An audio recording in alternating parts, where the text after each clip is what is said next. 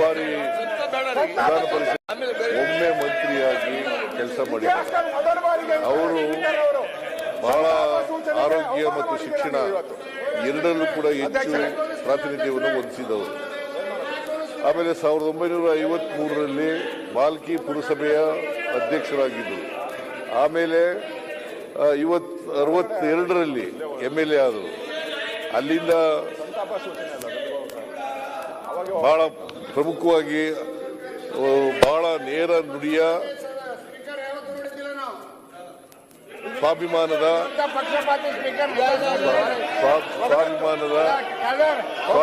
ವ್ಯಕ್ತಿಯಾಗಿದ್ದರು. ಅವರು ಯಾವತ್ತೂ ಕೂಡ ಅನ್ಯಾಯದ ವಿರುದ್ಧ ಹೋರಾಟ ಮಾಡತಕ್ಕಂತ ಕೆಲಸವನ್ನು ಮಾಡ್ಕೊಂಡು ಬರ್ತಾ ಇದ್ರು.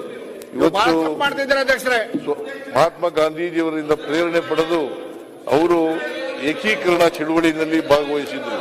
ಇವತ್ತೇನಾದ್ರು ಕರ್ನಾಟಕದಲ್ಲಿ ಉಳ್ಕೊಂಡಿದ್ರೆ ಅದಕ್ಕೆ ಭೀಮಣ್ಣ ಖಂಡ್ರೆ ಅವರು ಕಾರಣ ಅಂತಕ್ಕಂಥದನ್ನ ಹೇಳಲಿಕ್ಕೆ ಬಯಸ್ತಾ ಇದ್ದೇನೆ.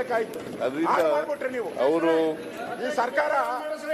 ಶಾಂತಿವರ್ಧಕ ಶಿಕ್ಷಣ ಸಂಸ್ಥೆಯನ್ನು ಸ್ಥಾಪನೆ ಮಾಡಿದ್ರು. ಅದರಲ್ಲಿ ಬಹಳ ವರ್ಷಗಳ ಕಾಲ ಅನೇಕ ಶಿಕ್ಷಣ ಸಂಸ್ಥೆಗಳನ್ನ ಮಾಡಿದ್ರು. ಅವರು ಇವತ್ತು ನಮ್ಮನ್ನ ಅಗಲಿದ್ದಾರೆ.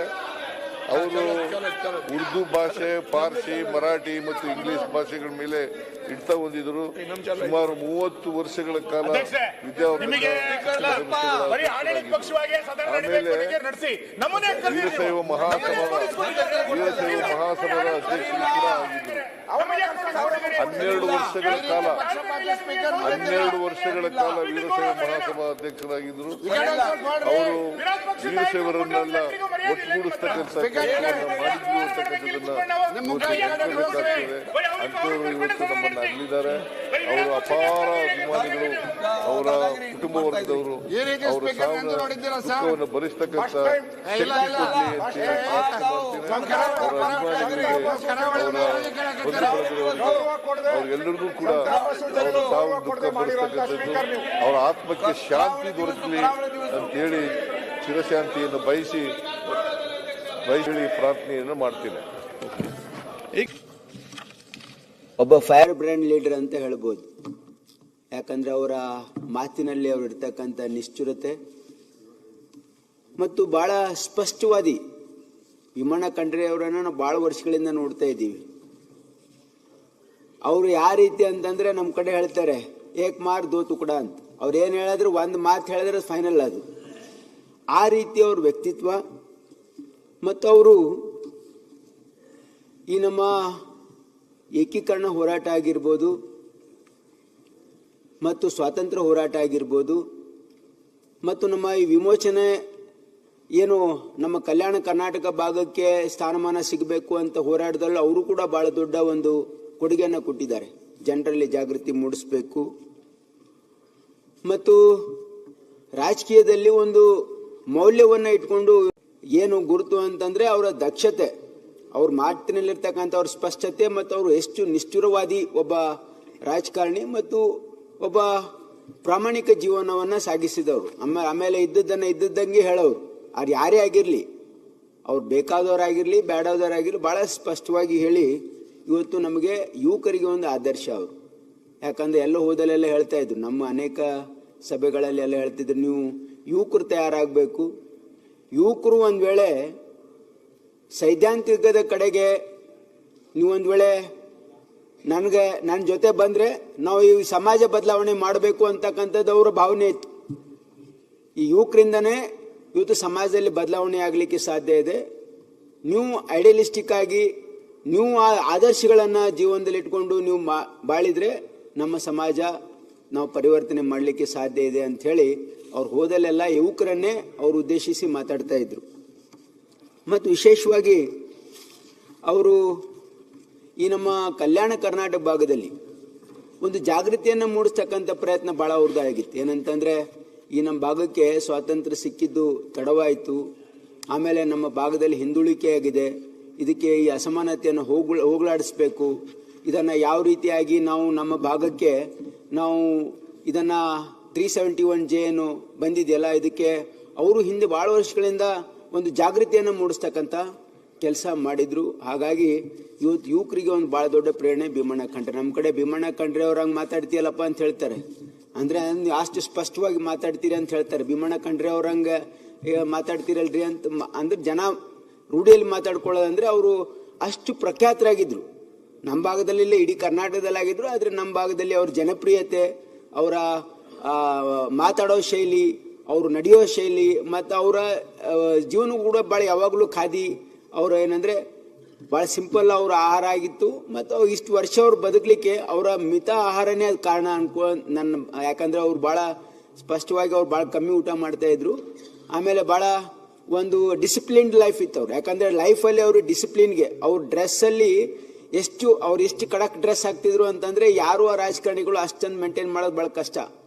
ಅವ್ರ ಡಿಸಿಪ್ಲಿನ್ಡ್ ಲೈಫು, ಅವರ ಜೀವನ ಸಾರ್ಥಕ ಜೀವನವನ್ನು ಅವರು ನಡೆಸಿದ್ರು. ಆಮೇಲೆ ಜನರು ಕೂಡ ಅವ್ರಿಗೆ ಭಾಳಷ್ಟು ಪ್ರೀತಿನೂ ಮಾಡ್ತಾಯಿದ್ರು, ಬೆಂಬಲನೂ ಕೊಟ್ಟರು, ಅವರಿಗೆ ರಾಜಕೀಯ ಸ್ಥಾನಮಾನನೂ ಕೊಟ್ಟರು. ಮತ್ತು ಈ ಸಮಾಜದಲ್ಲೂ ಕೂಡ ಇವತ್ತೊಂದು ಭಾಳ ದೊಡ್ಡ ಸ್ಥಾನವನ್ನು ಕೊಟ್ಟರು. ಸಮಾಜವನ್ನು ಸಂಘಟನೆ ಮಾಡ್ತಕ್ಕಂಥದ್ದು ಇವತ್ತು ವೀರಶೈವ ಮಹಾಸಭಾ ಸ್ಥಾಪನೆ ಆಗಿರಲಿ, ಇದಕ್ಕೆ ಅದು ಬೆಳವಣಿಗೆ ಆಗಿರಲಿ, ಇವತ್ತು ಬೆಂಗಳೂರಲ್ಲಿ ಅವರು ಅದನ್ನು ಆಫೀಸ್ ಸ್ಥಾಪನೆ ಮಾಡೋದರಲ್ಲಿ, ಮತ್ತು ಅನುಭವ ಮಂಟಪ ಬಸವಾದಿ ಶರಣರ ವಿಚಾರಧಾರೆಗಳನ್ನು ಜನರಿಗೆ ಮುಟ್ಟಿಸ್ತಕ್ಕಂಥದ್ದಕ್ಕೆ ಇವತ್ತು ನಮ್ಮ ಜನರಲ್ಲಿ ಜಾಗೃತಿ ಬರಬೇಕು, ಮಠಮಾನ್ಯಗಳು ಒಂದಾಗಬೇಕು. ಮತ್ತು ಇದು ಏನಿದೆ ಶರಣ ತತ್ವ ಇದೆಲ್ಲ ಕೇವಲ ಒಂದು ಸಮಾಜಕ್ಕಲ್ಲ, ಇದು ಎಲ್ಲ ಸಮಾಜದ ಜನರಿಗೆ ತಲುಪಬೇಕು ಅಂತಕ್ಕಂಥ ಭಾವನೆಯಿಂದ ಭಾಳ ದೊಡ್ಡ ಕೊಡುಗೆಯನ್ನು ಕೊಟ್ಟಿದ್ದಾರೆ.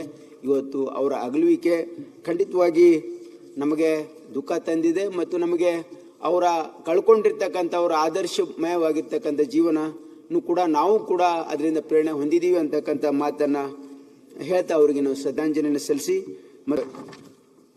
ತಾವು ಮಂಡಿಸಿರುವಂಥ ಸಂತಾಪ ಸೂಚನೆಗಳನ್ನು ಬೆಂಬಲಿಸುತ್ತಾ ಹಿರಿಯರಾಗಿದ್ದಂತಹ ಶತಾಯುಷಿ ಭೀಮಣ್ಣ ಖಂಡ್ರೆ ಅವರು ಒಬ್ಬ ಸರಳ, ನೇರ ನುಡಿಯ ಮತ್ತು ನಿಷ್ಠುರ ರಾಜಕಾರಣಿಗಳು ಕೂಡ ಅವರು ಆಗಿದ್ರು. ಬಹುಶಃ ಪರಿಶ್ರಮಕ್ಕೆ ಮತ್ತೊಂದೇ ಹೆಸರು ಭೀಮಣ್ಣ ಖಂಡ್ರೆ ಅವರು ಅಂತ ಹೇಳಿದ್ರು ಕೂಡ ತಪ್ಪಾಗಲಾರದು. ವಿಶೇಷವಾಗಿ ಕಲ್ಯಾಣ ಕರ್ನಾಟಕದ ಧ್ವನಿಯಾಗಿ ಕಲ್ಯಾಣ ಕರ್ನಾಟಕದಲ್ಲಿ ಒಂದು ಶಿಕ್ಷಣ ಕ್ರಾಂತಿಯನ್ನು ಕೂಡ ಅವರ ನೇತೃತ್ವದಲ್ಲಿ ಆಗಿರುವಂಥದ್ದು.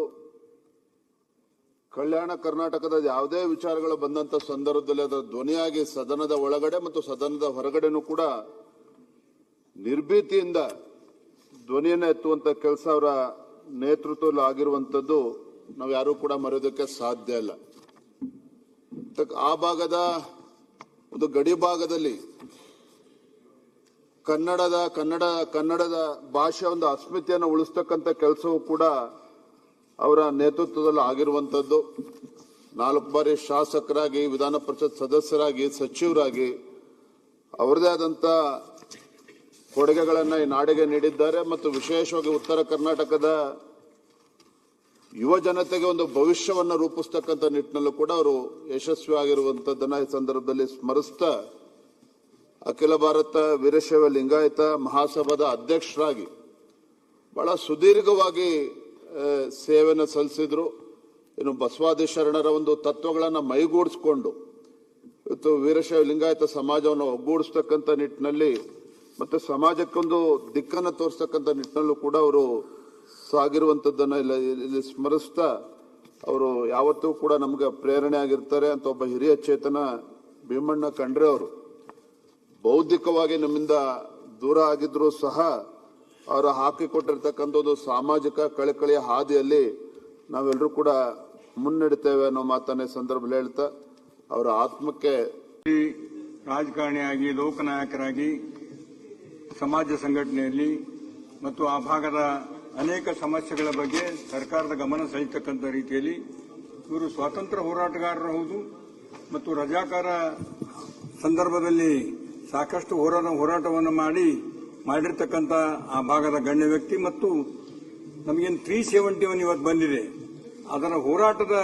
ರೂವಾರಿಗಳು ಕೂಡ ಹೌದು. ಇವತ್ತು ಮಣ್ಣ ಖಂಡ್ರೆ ಅವರನ್ನ, ತಿಪ್ಪಣ್ಣ ಅವರನ್ನ 3 ಜನರನ್ನ ಕರೆಸಿ ನಾವು ಬೃಹತ್ ಮೆರವಣಿಗೆ ಮಾಡಿ ಸುಮಾರು ಒಂದು 50,000 ಜನರನ್ನು ಸೇರಿಸಿ ಅವರು ಸಮಾಜದ ಬಗ್ಗೆ, ಈ ಭಾಗದ ಬಗ್ಗೆ ಮತ್ತು ಹೈದರಾಬಾದ್ ಕರ್ನಾಟಕದ ವಿಮೋಚನೆ ಬಗ್ಗೆ ಮತ್ತು ರಜಾಕರಣ ಓಡಿಸ್ತಕ್ಕಂಥ ಕೆಲಸ ಮಾಡಿದ್ರೆ ಎಲ್ಲವನ್ನ ನಾವು ಅವರಿಗೆ ಸನ್ಮಾನ ಮಾಡಬೇಕಂತ ಹೇಳಿ ನಾವೆಲ್ಲರೂ ಕರೆಸಿ ಅವರನ್ನ ಬೃಹತ್ ಒಂದು ಸಭೆ ಮಾಡಿ ಸನ್ಮಾನ ಮಾಡಿರೋ ಸೌಭಾಗ್ಯ ನನಗೆ ಸಿಕ್ತು. ಆದ ಕಾರಣ ಇವತ್ತು ನಮ್ಮ ಭಾಗದ ಲೋಕನಾಯಕ ಅಂತ ಹೇಳಿ ಹೆಸರುವಾಸಿಯಾಗಿರ್ತಕ್ಕಂಥದ್ದು, ಆಗಿನ ಕಾಲದಲ್ಲಿ ರಜಾಕರ ವಿರುದ್ಧ ಹೋರಾಟ ಮಾಡಿರ್ತಕ್ಕಂಥದ್ದು, ಸಮಾಜದ ಬಗ್ಗೆ ಮತ್ತು ರೈತರ ಬಗ್ಗೆ ಹೋರಾಟ ಮಾಡಿರ್ತಕ್ಕಂಥ ವ್ಯಕ್ತಿಗೆ ದಯಮಾಡಿ ನಮ್ಮ ಸರ್ಕಾರದ ವತಿಯಿಂದ ಕರ್ನಾಟಕ ರತ್ನ ಪ್ರಶಸ್ತಿಯನ್ನು ಕೊಡಬೇಕು. ಅಜರಾಮರವಾಗಿ ಏನಾದರೂ ಒಂದು ದೊಡ್ಡ ಅವರ ಹೆಸರು ನೀಡಬೇಕಂತ ಹೇಳಿ ಕಳಕಳಿಯಿಂದ ಕೇಳಿಕೊಂಡು ನಾನು ಈ ಸಂತಾಪ ಸೂಚಿಕೆ ಕೊಟ್ಟಿದ್ದಕ್ಕಾಗಿ